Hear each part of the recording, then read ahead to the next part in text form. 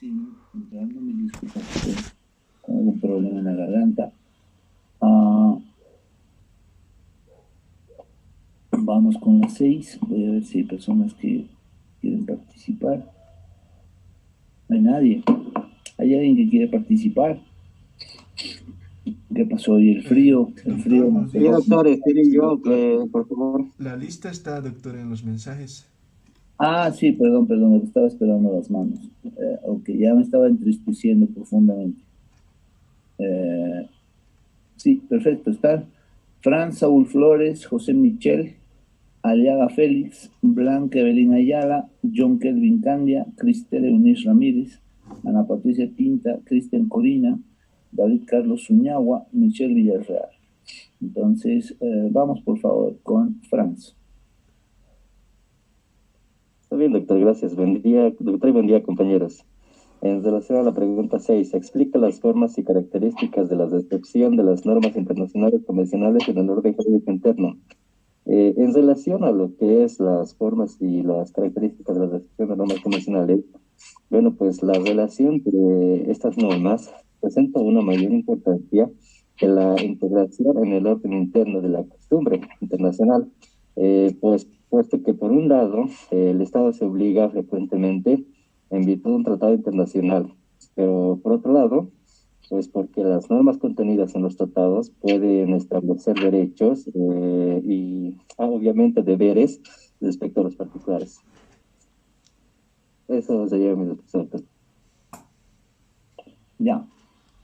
A ver, sí, efectivamente. Entonces, vamos a ir, por favor, en este tema, vamos a ver que en este diálogo entre derecho internacional y derecho interno, entre esta interrelación, vamos a ver que las normas convencionales son más frecuentes y además establecen un contenido expreso.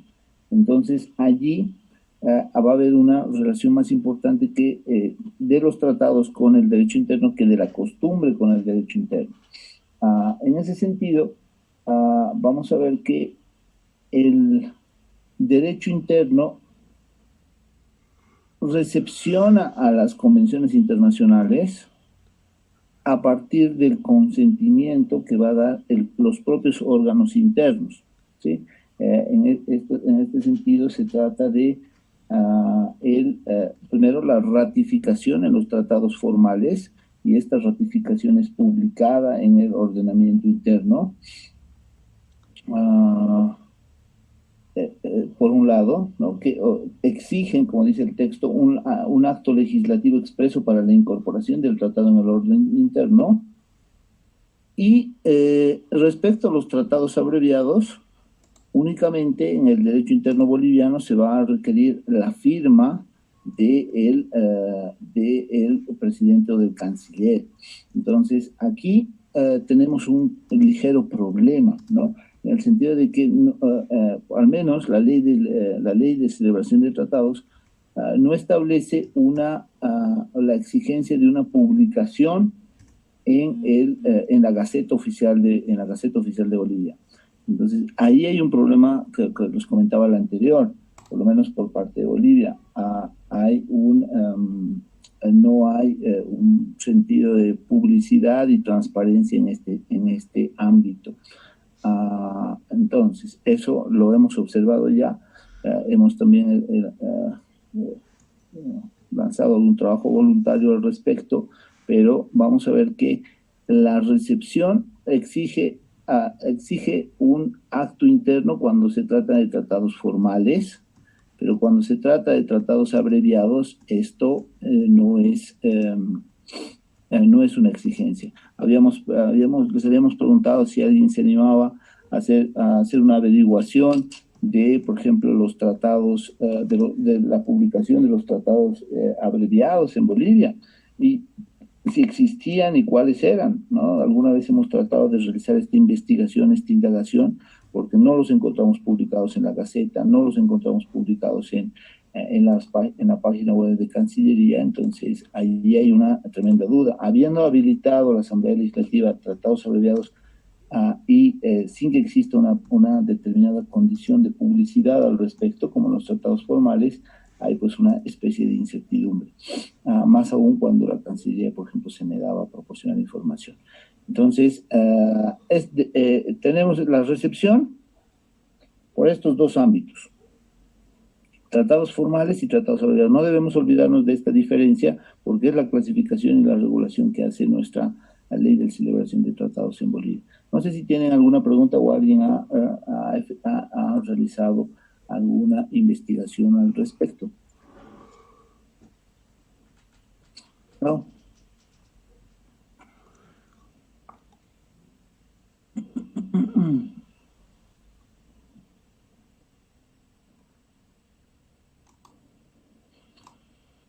Nadie. Ok, vamos con la segunda pregunta. Entonces, ¿se entiende cómo recepciona, eso es importante, cómo recepciona el derecho interno al derecho internacional, a las convenciones internacionales? ¿Sí? Eso es importante. En tratados formales, ratificación, un acto legislativo, y en tratados abreviados, simplemente la firma del presidente o el canciller, y ahí ya están incorporados. Vamos con José Michel Mamani, con la 7. Buenos días, doctor. Buenos días, compañeros. Bueno, respecto a la pregunta 7 sobre las formas y características de la recepción de los actos internos de las organizaciones internacionales, tenemos que el texto constitutivo de las distintas organizaciones internacionales le atribuye a un Estado la facultad de adoptar actos internos de contenido obligatorio. Estos actos pueden afectar en el orden interno estatal a los derechos y obligaciones de los particulares, es decir, de la población. Entonces, corresponde a cada país decidir qué medidas internas se van a adoptar para el cumplimiento de la obligación internacional. Tenemos el ejemplo de España, que a partir de la fecha de su adhesión se haya vinculado al derecho de la Comunidad Europea, derecho originario y derivado. Y con las palabras del mismo Tribunal de Justicia de la Comunidad Europea, constituye un ordenamiento jurídico propio integrado en el sistema jurídico de los Estados miembros y que se impone a sus jurisdicciones. Por lo que respecta al derecho comunitario derivado, hay que tener en cuenta que los tratados constitutivos establecen el régimen de publicación de los actos de las instituciones comunitarias. Eso sería, doctor. Ya. A ver, voy a poner una pizarra para explicar esto.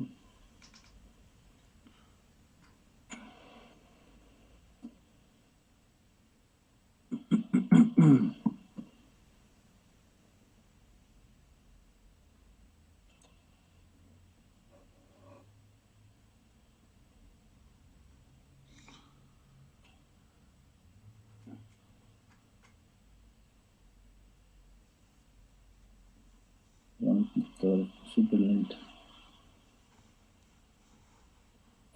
Ya.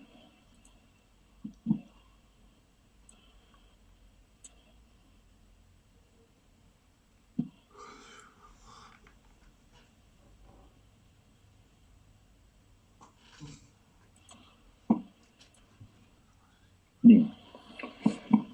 A ver, entonces, lo que estamos viendo es que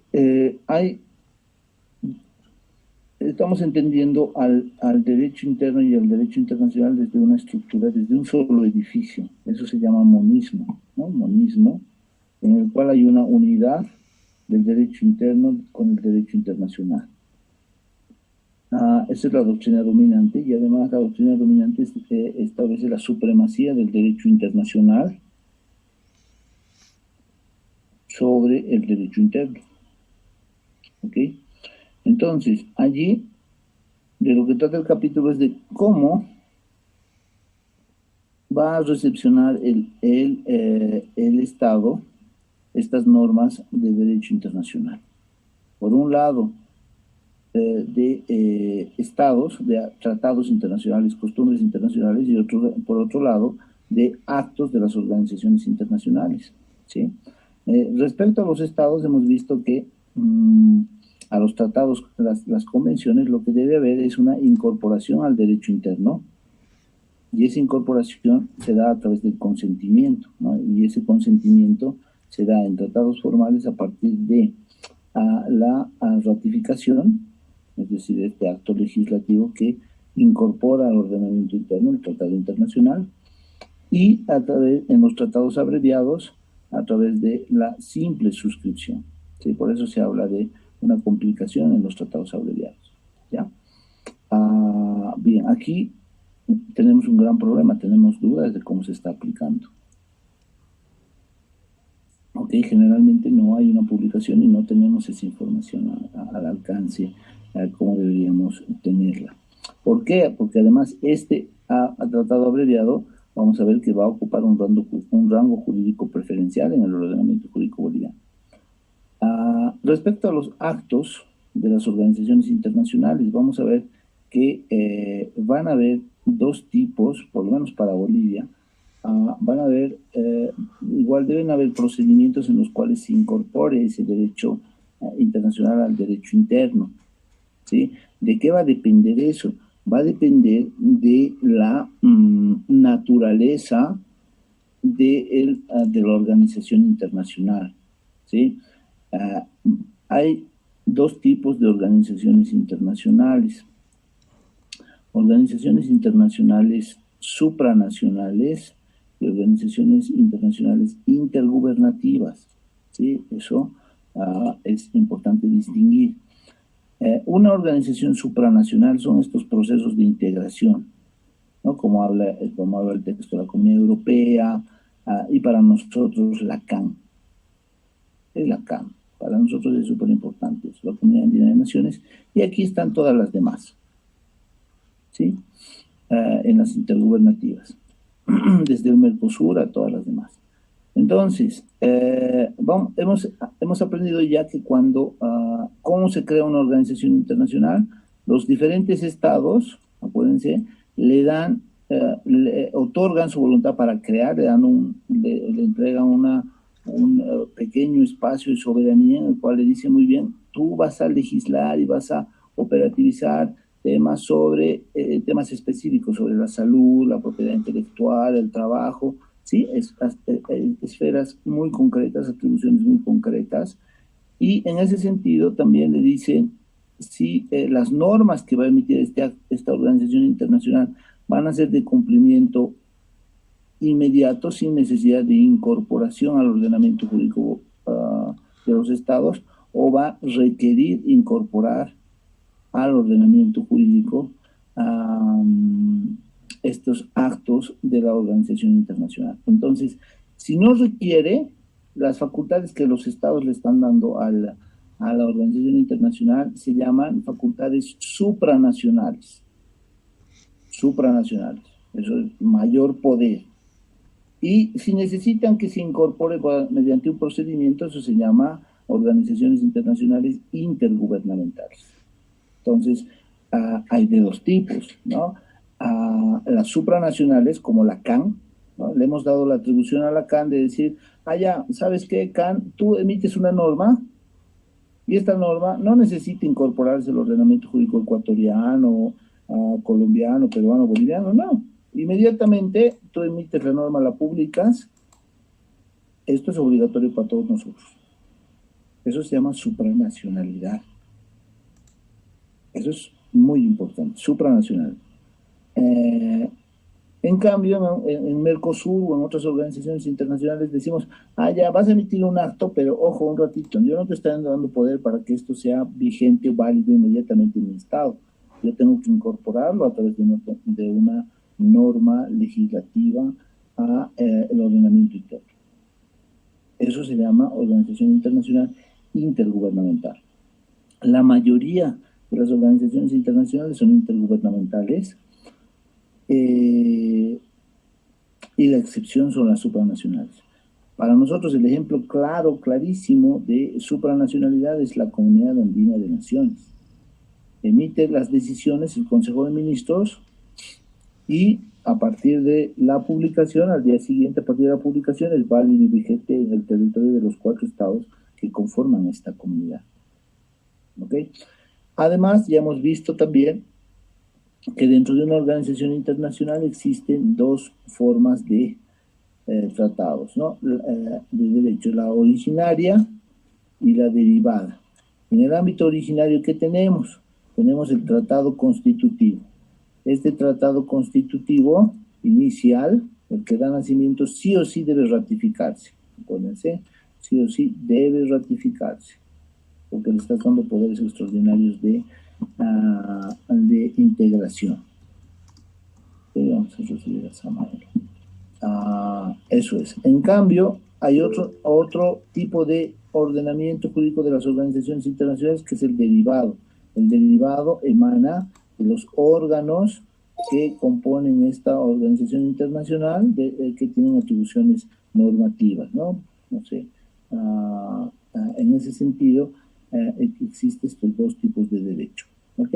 No sé si les queda claro esto, que es bastante complejo, pero que en nuestro país por lo menos funciona así.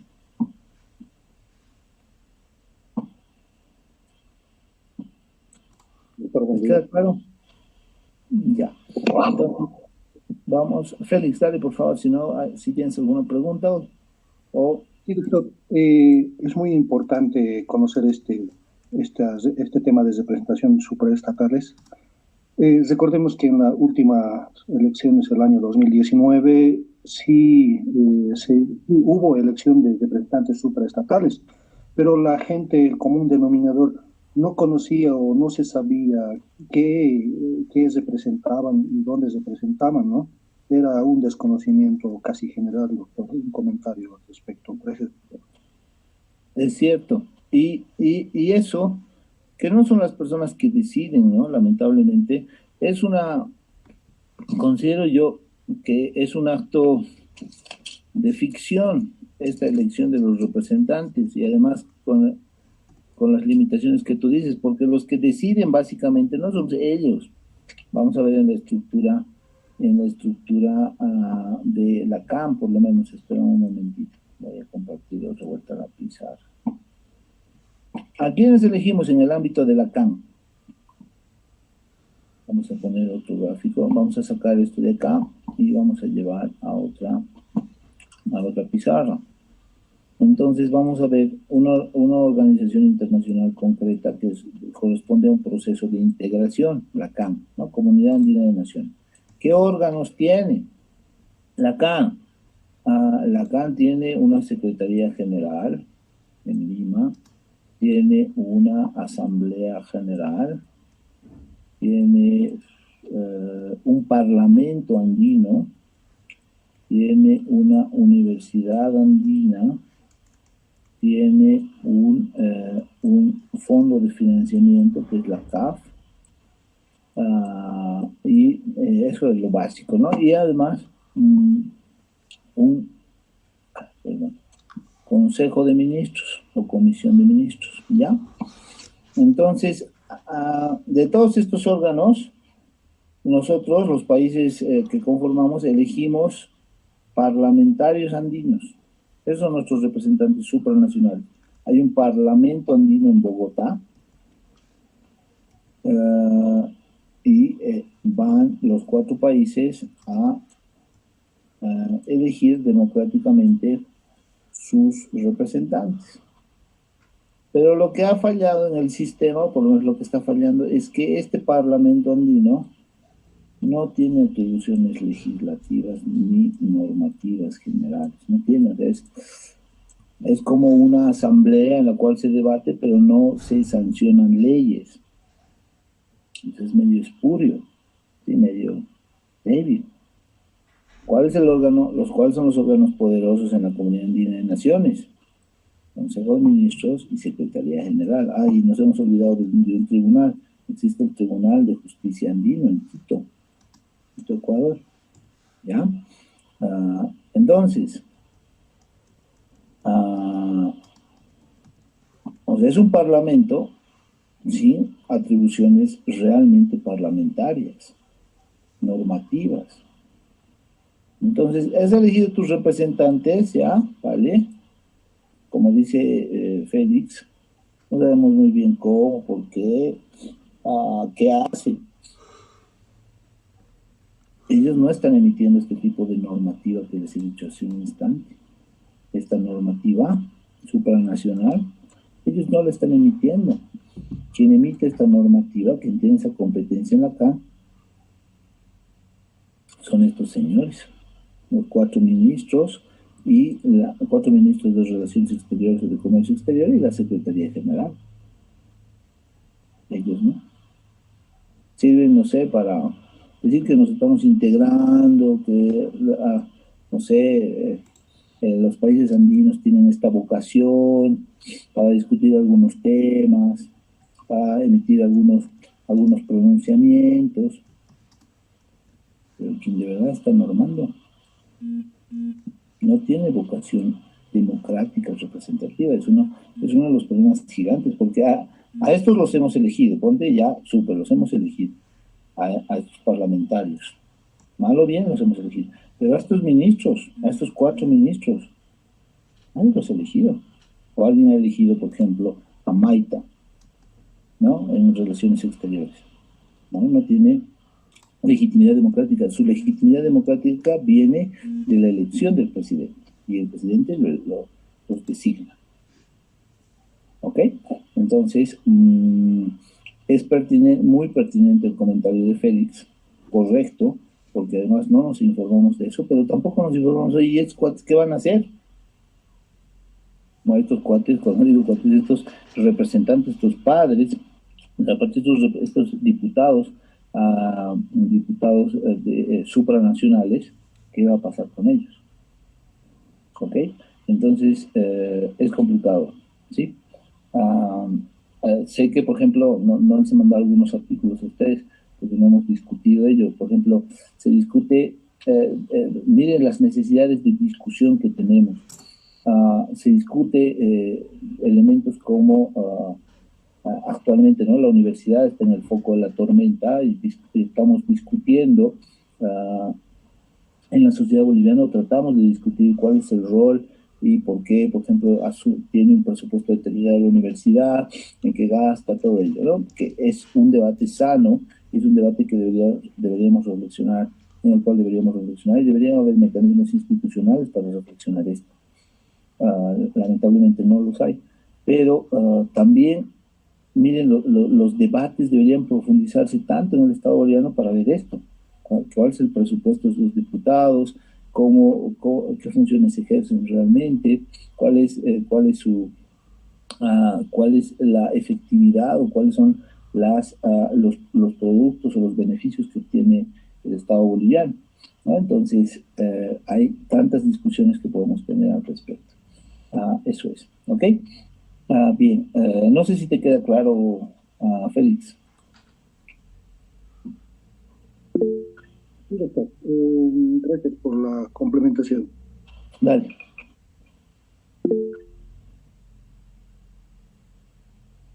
No, ya no voy a decir nada. Ok, vamos a las 7. No, creo que es más adelante estamos. Sí, a las 7. Entonces, así recepcionamos, ¿no? Recepcionamos. El derecho interno está viniendo de una construcción foránea. Obviamente intervenimos nosotros, pero viene de una construcción foránea y admitimos aquello. Algunas veces se requiere admitir si son organizaciones intergubernamentales, pero si son organizaciones internacionales supranacionales, directamente yo ya le he dado el poder para que directamente venga y se aplique en el ámbito nacional. ¿Ok? ¿Qué más? Eso es. A la 8, vamos a la 8. Vamos a la 8 con... bien, entrando algunas personas. José Michel Mamani. Ya participé, doctor. Ya, gracias. Félix Aliaga.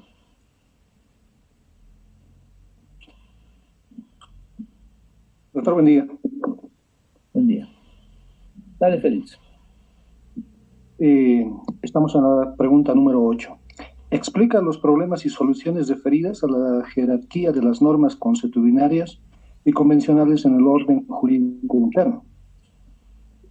Al referente, conviene diferenciar las normas consuetudinarias de las normas convencionales a los fines de determinar, una vez integradas en el ordenamiento interno, Inciso A, solución general indirecta existente en el derecho comparado. Parece establecer una equiparación entre las normas consuetudinarias y las normas convencionales generales. 1. El principio de prevalencia del ordenamiento internacional sobre el orden jurídico interno comprende tanto las normas consuetudinarias como las convencionales. Desde el punto de vista de nuestro ordenamiento, no existe primacía del derecho convencional sobre el derecho consuetudinario ni viceversa. Punto 2. El principio de coherencia entre la actuación interna y la actuación internacional del Estado quedaría en entredicho en el caso de considerar que el derecho consuetudinario internacional tiene un rango superior o inferior al derecho convencional. Punto 3. Porque la responsabilidad internacional del Estado puede derivarse del incumplimiento de obligaciones contenidas en normas tanto convencionales como consuetudinarias. B. El problema de la jerarquía o posición de las normas convencionales respecto a las internas admite diferentes tratamientos. Punto 1. Principio de equivalencia. Presupone la transformación del derecho internacional en derecho interno y consiste en establecer el rango interno de los tratados por la norma estatal que los aprueba e introduce, ley, decreto, etc. Como punto 2, principio de adaptación, encomendando a los jueces internos la solución armónica de los supuestos de contradicción. Punto 3, conforme al principio de la competencia, las materias reguladas por los tratados internacionales quedan sustraídas a la acción normativa unilateral del Estado. Eso es todo, doctor. Gracias. Ya, ok, muy bien. Gracias, Félix. A ver, vamos a ver entonces.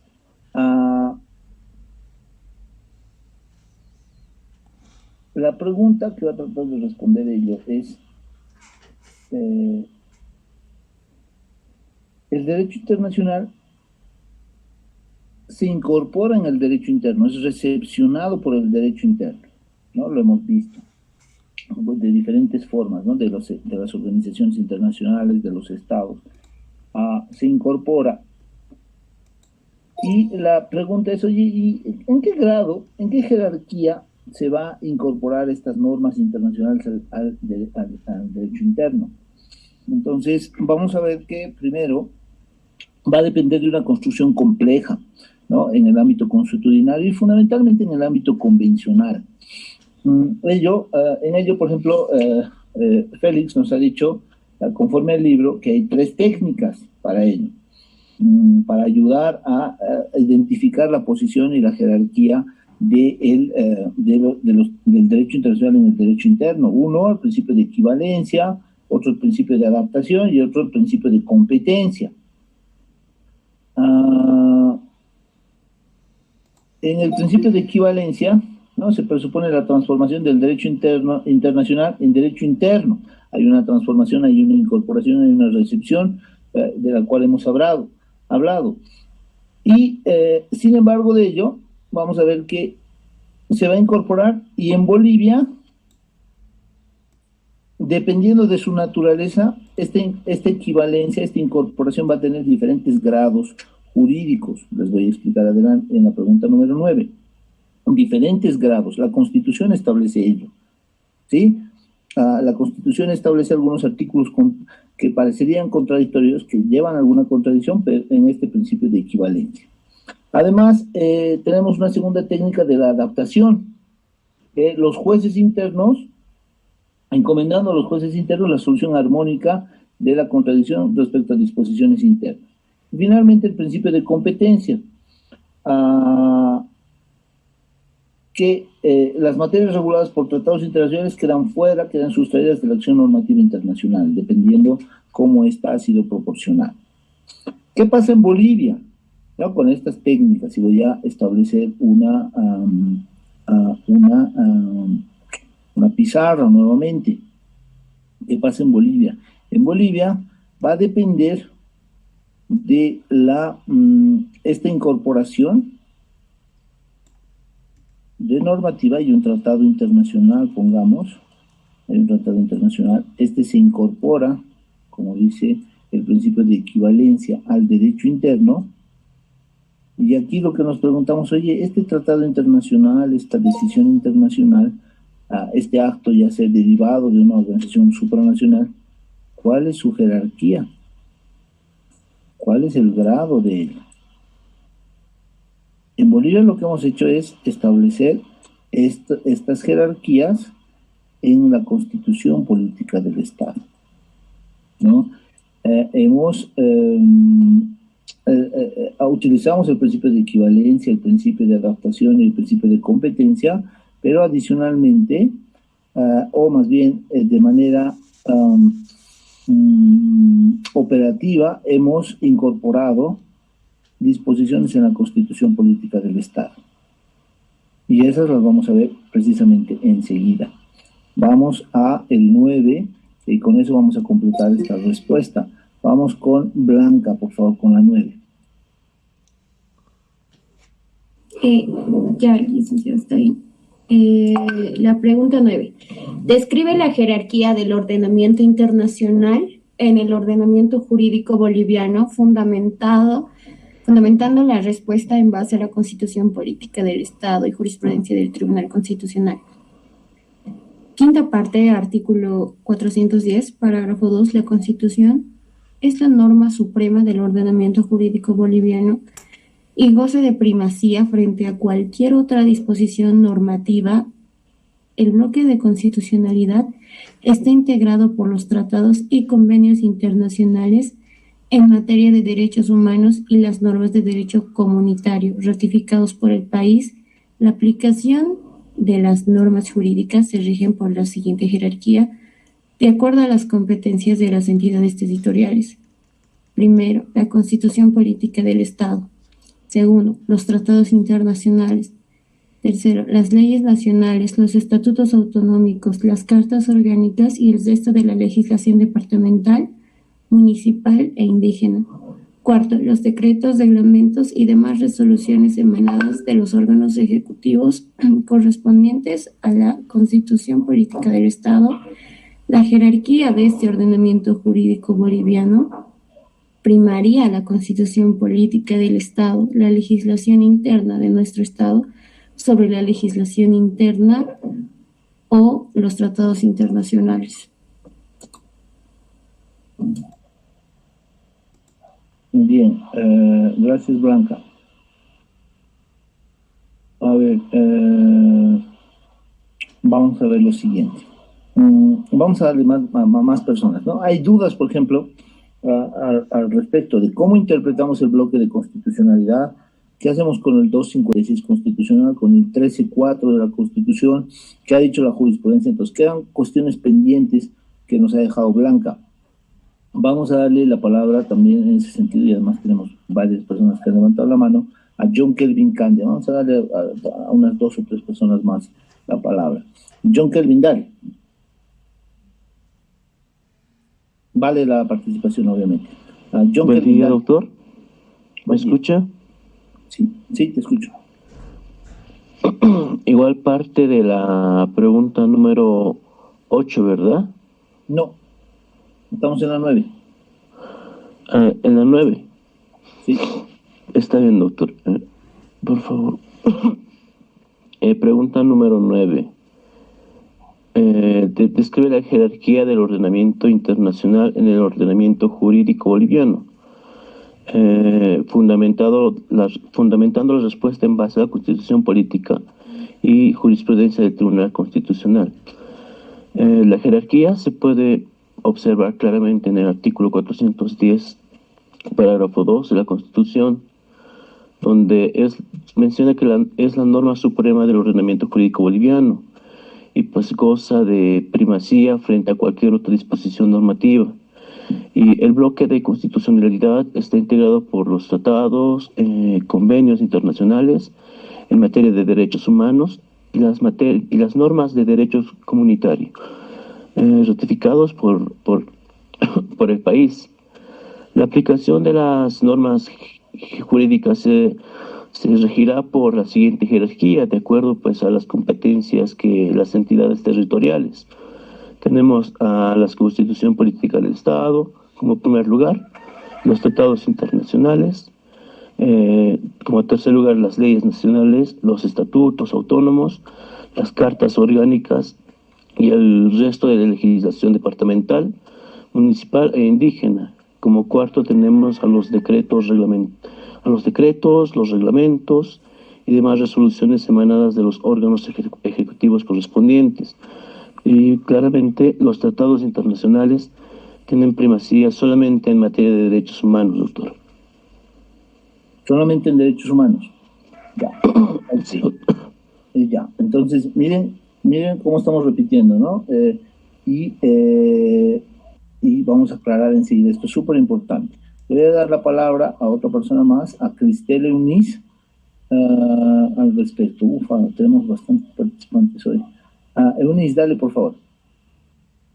Buen día, doctor. Al igual que mis compañeros, también me apoyé en el artículo 110 de la Constitución. Sin embargo, mi aporte consiste en el artículo 110 respecto al bloque de constitucionalidad. Sin embargo...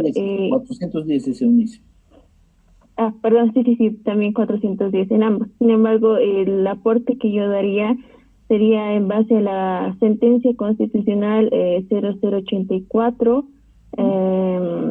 2017, de fecha 28 de noviembre del 2017, referida a la acción de inconstitucionalidad abstracta, que señala que el artículo 410 establece el bloque de constitucionalidad integrado por, como ya lo ha mencionado mi compañero, y que la Constitución política cede su jerarquía normativa a favor de ellos, indicando que los tratados y convenios internacionales en la materia que declaren derechos más favorables a los contenidos de la Constitución se aplicarán de manera preferente. Y esto está en esta sentencia constitucional, doctor. Ya, ok, bien con la sentencia, Eunice. Bien, voy a describir esto, estoy en la pizarra. A ver, efectivamente, ¿qué disposiciones constitucionales debemos tomar en cuenta? Debemos tomar en cuenta el 410 de la Constitución, debemos tomar el artículo 13.4 y el 256 de nuestra Constitución. ¿Ok? Bien, incluso también el 257 también entraría. Para ello, ¿qué vemos? ¿Qué hacemos? Podemos remitirnos a la estructura por escaños que ha establecido Adolf Merkel con su maestro, el maestro Hans Kelsen, ¿sí? Estableciendo una especie de gradación de normativa jurídica, mal llamada pirámide de Kelsen. Entonces, ¿qué es lo que sucede? ¿No? Vamos a ver que Kelsen nos dice, oye, van a haber normas superiores y normas inferiores cuando funciona el derecho, y las normas inferiores se sustentan y validan en base a la coherencia con la norma superior. Eso es súper importante, ¿no? Así se garantiza la sistematicidad del derecho. Bien, entonces, nosotros efectivamente vamos a ir al 410, que establece la jerarquía. Pero en la jerarquía normativa vamos a ver que se han producido fenómenos tan interesantes como el desborde, como algo que se llama el desborde de las fuentes y la internacionalización del derecho constitucional. ¿Qué es eso? Se ha reconocido el bloque de constitucionalidad en la cúspide, ¿no? Que está compuesta efectivamente por la Constitución, ¿no? La Constitución es la norma suprema del ordenamiento jurídico, pero esta Constitución, nos dice el 410, ya no comparte esta categoría en un bloque, ¿sí? Y este bloque está compuesto por, obviamente, la propia Constitución y los tratados internacionales en el primer eslabón, pero cuando estos tratados se van a referir a derechos humanos y a derecho comunitario. Cuando se refiere a estas dos materias, los tratados tienen un nivel constitucional. nivel 1. ¿Sí? Dos materias, derechos humanos y derecho comunitario. Le vamos a dar la palabra a Ana Patricia Tinta para que nos diga qué es derecho comunitario. Doctor, ¿Qué se te ocurre por derecho comunitario? ¿Qué es? el derecho comunitario yo creo que más está referido a los pueblos, a las comunidades, no sé. ¿Pueblos indígenas originarios, campesinos? Sí. Ya, no está bien. Cristian, ¿a qué se refiere el derecho comunitario? Porque lo hemos citado, ¿no? Citamos la jerarquía, tratados de derechos humanos, tratados de derecho comunitario. ¿A qué se refiere, Cristian, a tratados de derecho comunitario? Buenos días, doctor. Ya, si más lo recuerdo, creo que cuando hablamos de derecho comunitario se refiere a tratados constitutivos, ¿no?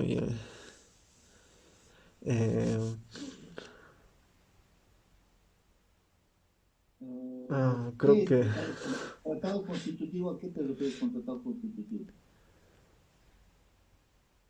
No recuerdo ahorita, doctor. Ya.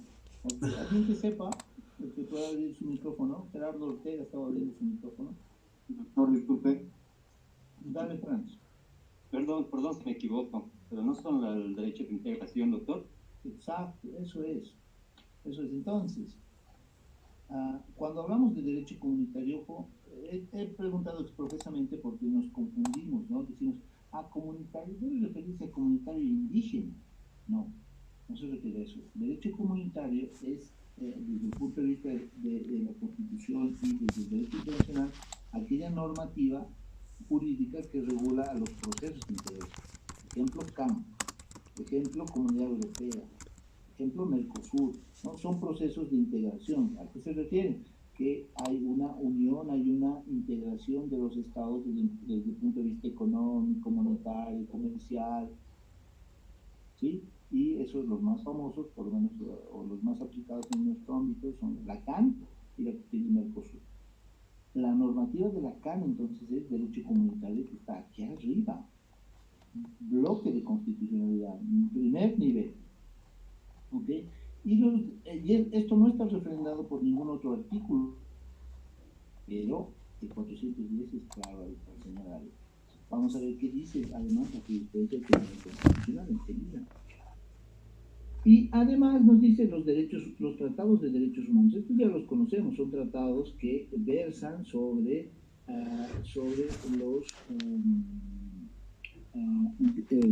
los derechos inherentes al ser humano y que son los derechos básicos para el desarrollo del proyecto de vida individual y colectivo, que están ratificados por la Asamblea Legislativa Plurinacional. El ejemplo más evidente de esto es la Convención Americana sobre Derechos Humanos. Esta convención, alias Pacto de San José de Costa Rica, es parte de la Constitución, parte del bloque de constitucionalidad. Esa es su jerarquía. Entonces, hay una primera jerarquía de los tratados internacionales, esto nos interesa a nosotros, es parte de la materia. La relacionamos obviamente a constitucional, pero también está muy referida. Además, la jurisprudencia nos dice, oye, le vamos a colocar algo más. La sentencia 110-2010 y la 84-2017, establecen que los fallos de la Corte Interamericana de Derechos Humanos son parte del bloque de constitucionalidad. Además, otros fallos, ¿no? El 84 nos señala que no solamente los fallos de la Corte Interamericana son parte del bloque de constitucionalidad, sino también toda la normativa del Sistema Interamericano de Derechos Humanos, incluidas sus costumbres internacionales. Todo referido a derechos humanos. ¿Sí? Todos los fallos, opiniones, Sistema Interamericano de Derechos Humanos donde ustedes van a escoger sus sentencias, ¿qué rango ocupan? ¿Qué jerarquía ocupan en el ordenamiento jurídico boliviano? Nivel 1, bloque de constitucionalidad. en virtud del desborde de las fuentes, entonces ya no sirve solamente leer el 410, tienes que leer de la Constitución, tienes que leer sistemáticamente toda la Constitución y además leer la jurisprudencia del Tribunal Constitucional Boliviano, que es el intérprete de la Constitución. ¿Ok? Entonces, primer nivel de los tratados internacionales de derechos humanos y derecho comunitario, aquí arriba. Enseguida voy a explicar por qué y cómo esto influencia al ordenamiento jurídico, ya terminando el tema, que termina el tema. Segundo nivel, ¿no? Dentro del 410, otros tratados internacionales, otros. ¿Por qué hay esto? Porque no todos los tratados internacionales son pues de derechos humanos y de derecho comunitario. Si no se refieren a estas dos áreas, vamos a ver que si no se refieren a estas dos áreas, a derechos humanos y a derecho comunitario, la jerarquía normativa de los tratados internacionales corresponde a un segundo nivel. Tratados internacionales, segundo nivel. Esta diferenciación la tenemos que hacer de manera clara, en virtud, a la luz de nuestra Constitución. ¿Ok? Esto obviamente no toma el texto y por eso lo desarrollamos ampliamente en clase. Esta diferenciación. Vamos a poner algunos ejemplos enseguida, pero quiero terminar esta estructura por escaños, establecida por estos alemanes, por este alemán y este austriaco. Entonces, de tercer nivel, como ustedes ya saben, están leyes nacionales, estatutos autonómicos, cartas orgánicas, leyes departamentales, leyes municipales y leyes indígenas, originarios y campesinos. Ojo aquí, si bien no es parte de la materia, en un mismo nivel. En el tercer escaño tenemos todas estas leyes en un mismo nivel.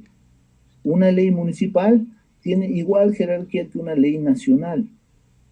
¿Por qué se va a aplicar de manera preferente una ley municipal o una ley nacional? Por el criterio de la competencia, del catálogo competencial establecido en la Constitución. Eso es súper importante para entender nuestra Constitución y para entender que Bolivia está construyendo un Estado con autonomías. ¿Sí? Por lo menos aparentemente, ficticiamente, muy lentamente, pero no es, desde el punto de vista normativo y desde el punto de vista jerárquico, esto es así. ¿Sí? Ok. Muchas veces se confunden los estudiantes y piensan que una ley municipal es inferior a una ley nacional. No. La Constitución establece la diferencia con comas, en un mismo nivel y comas, o con comas. ¿Ok? Eso debe quedar súper claro. Y finalmente los decretos reglamentarios. ¿Sí? Vale. Entonces, ¿qué es lo que nos interesa a nosotros? Lo que estoy estableciendo con un color más claro. En el ámbito, para el ámbito internacional, la relación entre el derecho internacional y el derecho interno y la jerarquía de los tratados internacionales, de las normas convencionales, tiene un doble nivel. Primero, hay una primacía de los tratados internacionales de derechos humanos y de derecho comunitario. Ya hemos explicado en qué consiste cada uno de ellos, hemos dado ejemplos, enseguida voy a dar ejemplos más concretos. Además, no queda ahí, no queda en la literalidad de la Constitución. El intérprete de la Constitución, por eso les había pedido que lean el 110-2010, nos dice, oye, para que esto sea realmente efectivo, vamos a ver que los fallos de la Corte y en realidad las opiniones del sistema interamericano e incluso la costumbre del sistema interamericano también es parte del bloque de constitucionalidad. Eso ha dicho el Tribunal Constitucional Boliviano. ¿Ok? Entonces, una primera jerarquía. Segunda, otros tratados internacionales, los tratados abreviados, no sé, de cooperación de energía nuclear entre Bolivia y Rusia, entra aquí. ¿Sí? Y una variedad de tratados internacionales, ¿no? Los que no se refieren a derechos humanos y derecho comunitario. Eso es súper importante. Vamos a ir a la 10 y después les voy a poner ejemplos para ver cómo hay un diálogo, hay una interrelación entre las sentencias los fallos de la Corte Interamericana con las constituciones bolivianas, y les voy a contar algunos casos al respecto, y vamos a contar también algo que vamos a llevar más adelante, que es el control de convencionalidad, súper importante. A ver, entonces vamos por favor con Ana Patricia Tinta con la pregunta 10. Vamos a volver a esta 9 constantemente y voy a tratar de explicar más profundamente. Dale por favor con la 10 para que concluyamos este cuestionario y explico a más profundidad la 9. Dale por favor, Ana Patricia. Ya, doctor. Las normas internacionales pueden ser como novedad de carácter no escrito y escrito. Estos pueden ser aplicados de diferentes maneras.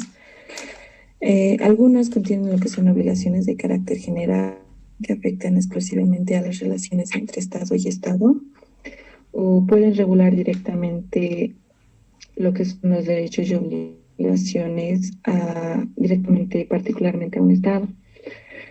Lo que son las relaciones de Estado a Estado son lo que es las normas convencionales que se dirigen directamente a los órganos principales de cada Estado.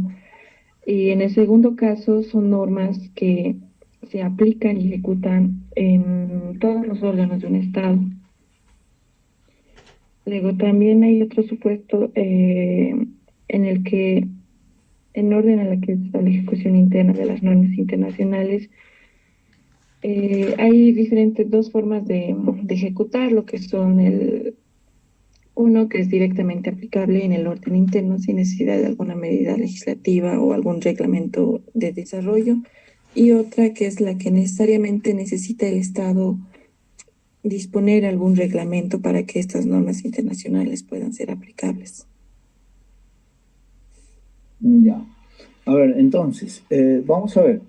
Estas normas internacionales, conforme hemos ido señalando dentro de la estructura de la escuela monista de superioridad, además de primacía del ordenamiento internacional, vamos a ver que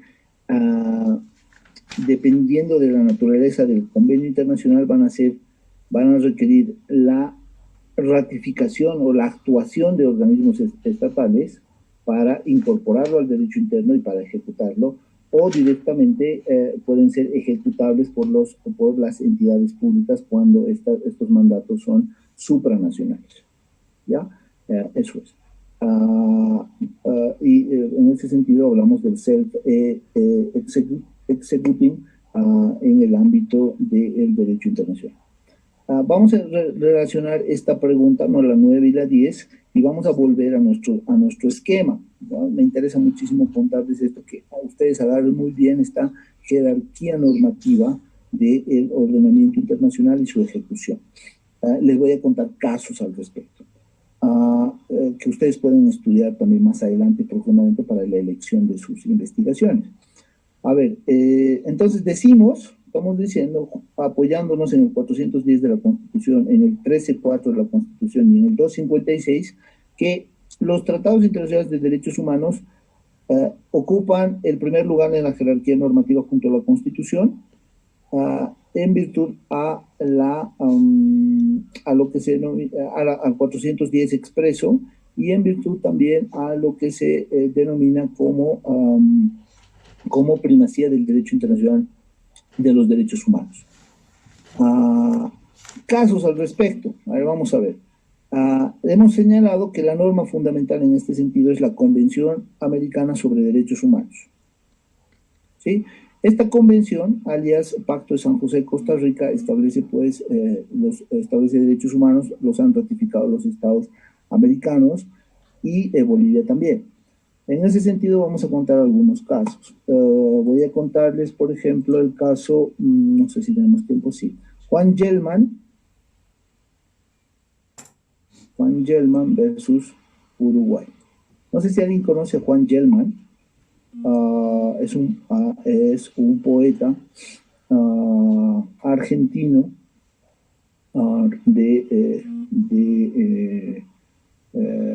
revolucionario, diríamos, ¿no?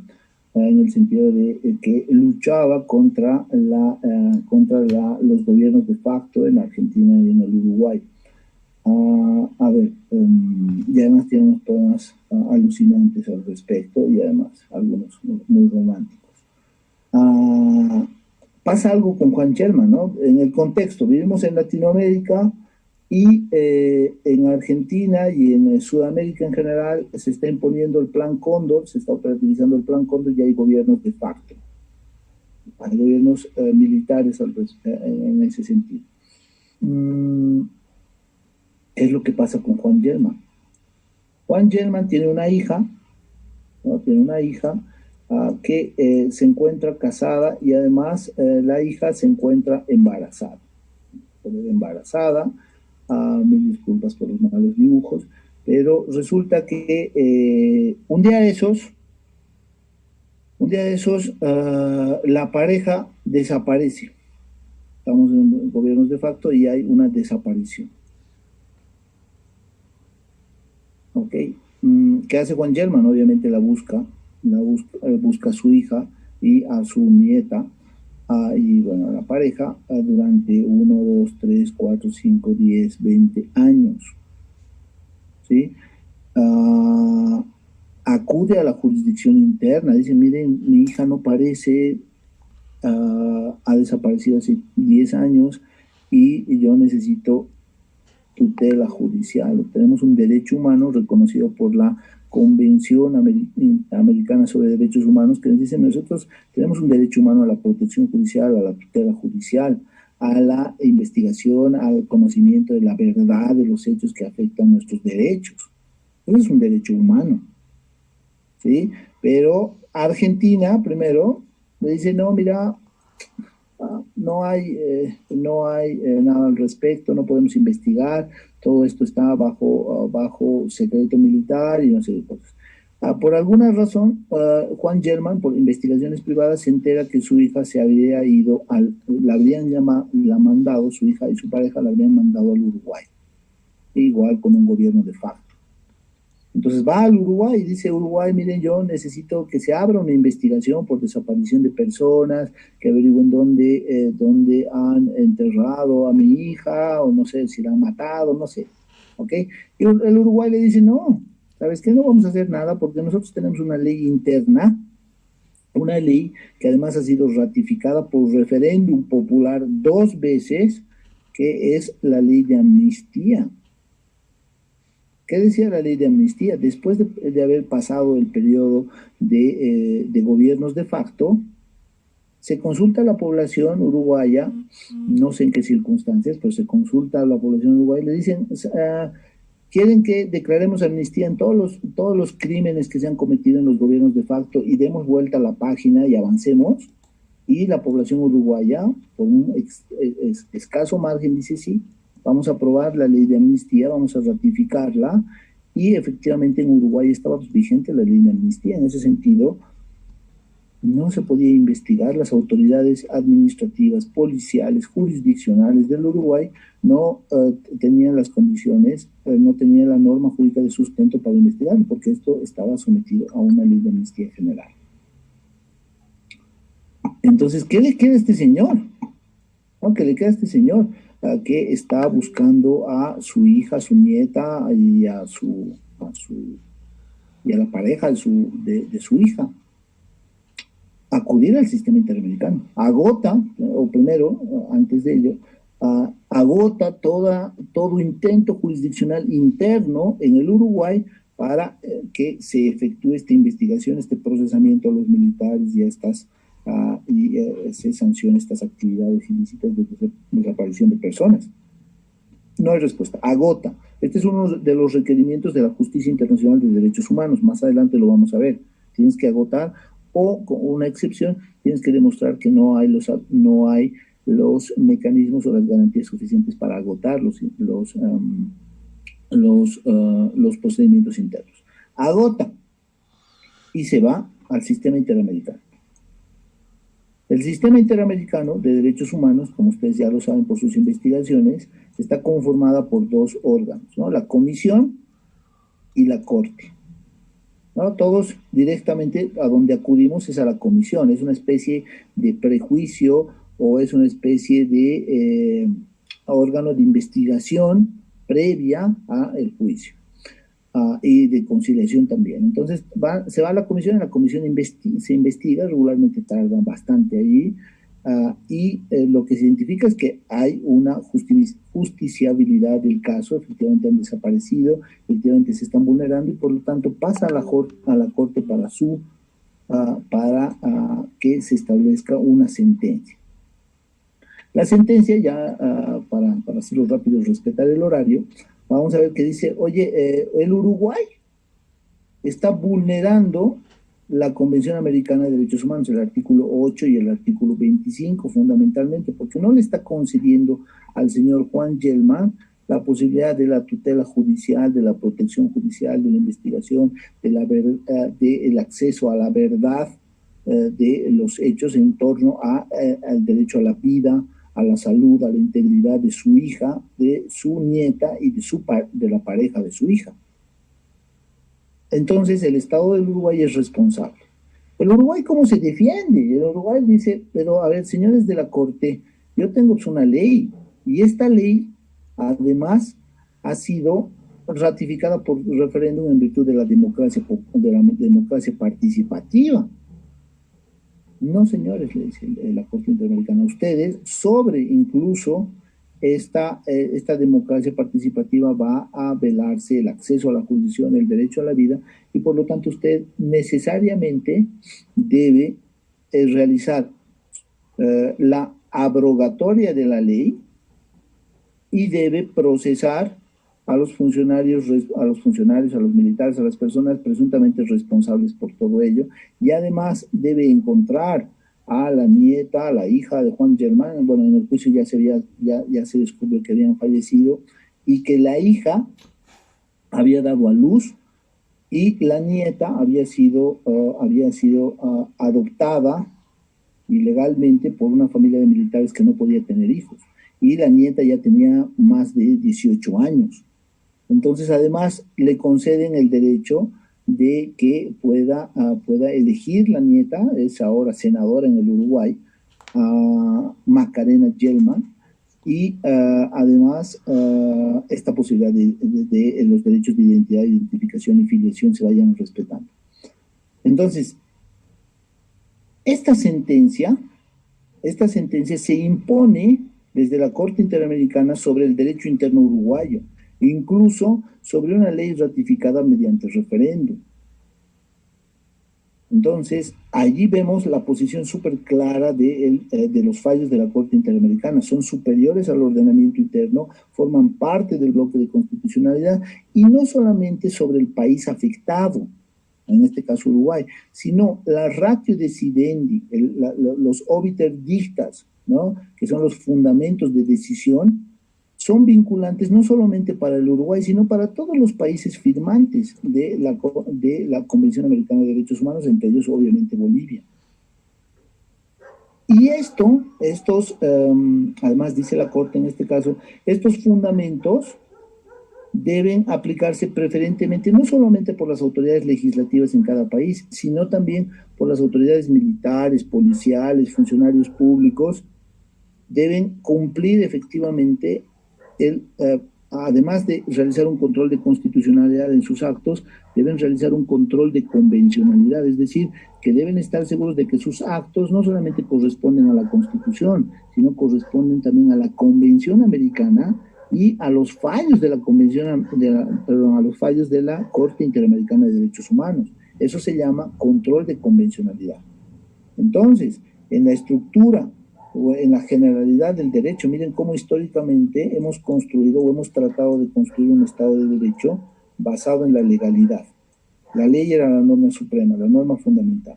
Después viene la estructura de un Estado constitucional de derechos, ¿no? Ustedes lo han visto ahí. A la jerarquía fundamental, la Constitución es una norma, la norma jurídica fundamental. Todos los actos deben estar deben ser coherentes con la Constitución, lo que antes pasaba con la ley. Y ahora, bueno, no ahora, a partir de 1980, se habla, a partir de estos fallos, entre los cuales se encuentra Juan Gelman, el Estado convencional. ¿Qué significa eso? Que los países, los servidores, los policías, no deben adecuar únicamente sus actos a la ley, no solamente a la Constitución, sino también a la Convención Americana de Derechos Humanos. ¿Cómo construimos eso en Bolivia? Dándole esta jerarquía normativa a los tratados de derechos humanos y a los fallos del Sistema Interamericano de Derechos Humanos. ¿Ok? Rápido, para que quede el tema, además, el derecho comunitario, como lo ha dicho Saúl, como derecho de la integración, también forma parte de este bloque. Y esto es bien curioso en Bolivia. ¿Por qué? Porque ningún país en Latinoamérica o en la comunidad andina ha hecho eso, pero nosotros sí. ¿Sí? ¿Qué hemos dicho? Estas normas de derecho comunitario que hemos citado aquí atrás, estas normas de derecho comunitario que evidentemente salen de acá, van a tener jerarquía constitucional. Eso es súper peligroso y lo define el fallo 844-2014. ¿Qué significa? Las decisiones del Consejo de Ministros, ¿sí? De la Comisión de Ministros, como derecho comunitario derivado, llega a ser parte del bloque de constitucionalidad y por lo tanto tiene supremacía constitucional. ¿Okay? No del Parlamento andino, como ha dicho algún compañero, no, porque ellos no emiten leyes. La Comisión de Ministros, el Consejo de Ministros, sí, de la Comunidad Andina de Naciones. ¿Qué rango, qué jerarquía va a ocupar ello? Primacía constitucional, es parte de la Constitución. Además de que ya le hemos dado el poder de que la CAN sea supranacional, como hemos explicado en clases, además de ello, de que tiene una aplicación inmediata, directa, sin la necesidad de incorporación al derecho interno, le has dado esta jerarquía. Nosotros le hemos dado esta jerarquía porque hemos votado esta Constitución. ¿Sí? Entonces, esto, además, relacionado con el derecho derivado y originario, establece la sentencia 844-2014 que el derecho comunitario, como ustedes saben, como hemos explicado hace un instante, el derecho comunitario hay un derecho comunitario originario y hay un derecho comunitario derivado. ¿Qué significa esto? El originario es el tratado constitutivo, el Acuerdo de Cartagena y sus protocolos modificatorios. ¿Sí? Aquí esto obviamente lo hemos ratificado. Aquí le hemos dado amplios poderes a la comunidad andina para regular algunas cuestiones, ¿no? Propiedad intelectual, comercio internacional, transporte transfronterizo, aranceles aduaneros, ¿sí? Le hemos dado esa facultad. Entonces, en virtud a ese poder que le hemos dado, la comunidad andina, los órganos de la comunidad andina emiten derecho comunitario derivado. Es decir, la Comisión de Ministros viene y emite una decisión, la decisión 343, 855, ya, así se denomina. Estas decisiones emitidas, sancionadas por 4 personas, los 4 ministros o 4 viceministros, ¿qué rango tienen en nuestro país? Decisiones de estos 4 señores. Perdón.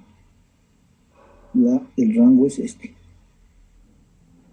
Allí que se evidencia, y con esto termino, una debilidad democrática enorme. Sí, esa facultad les hemos dado.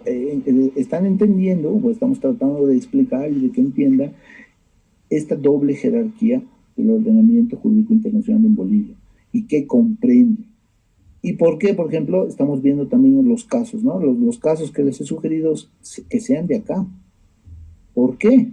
Porque los pueden aplicar, uno, en la realidad nacional y además es parte de la Constitución y viene como fruto de los tratados internacionales de derechos humanos. Entonces tiene una doble, triple utilidad al respecto. Ojo que aquí hay muy pocas personas que ya me han ido escribiendo al respecto. ¿Ok? Entonces, no sé si les queda claro, si hay alguna pregunta al respecto. Sé que hay algunas personas que han quedado pendientes. Por favor, Cristian Corina, anotamos a Inés Torres, Janet Calle, Daniela Vino, Mariela Mendoza, Michelle, David Zuñagua y Cristian Corina para participar el día de mañana de manera preferente. Y eso, no sé si tienen algunas preguntas o tal vez por el tema del horario tienen otras clases o otras actividades. Mañana vamos a retomar un poquito esto porque es trascendental para entender más allá, para entender el trabajo de investigación, para entender el derecho comunitario, tratados internacionales de derechos humanos y la jerarquía normativa que además la llevan en todas las materias, imagínate. ¿Ok? Eso es. José Quiroz ha levantado la mano. Dale, por favor, José, y con eso vamos culminando la clase por el tema del horario. Dale, José. No, creo que no. Listo. Eso es. ¿Alguna cuestión? ¿O quedan para mañana? Dale, Michelle Villarreal. ¿Podría repetir el número de la sentencia, por favor? Sí. Hay dos sentencias que deben leer para mañana. O sea, no hay cuestionario hay un cuestionario que vamos a avanzar mañana, pero les sugiero que lean la sentencia. Lo voy a poner en el chat para que quede claro. La sentencia 110, quebrado 2010. De mayo del 2010.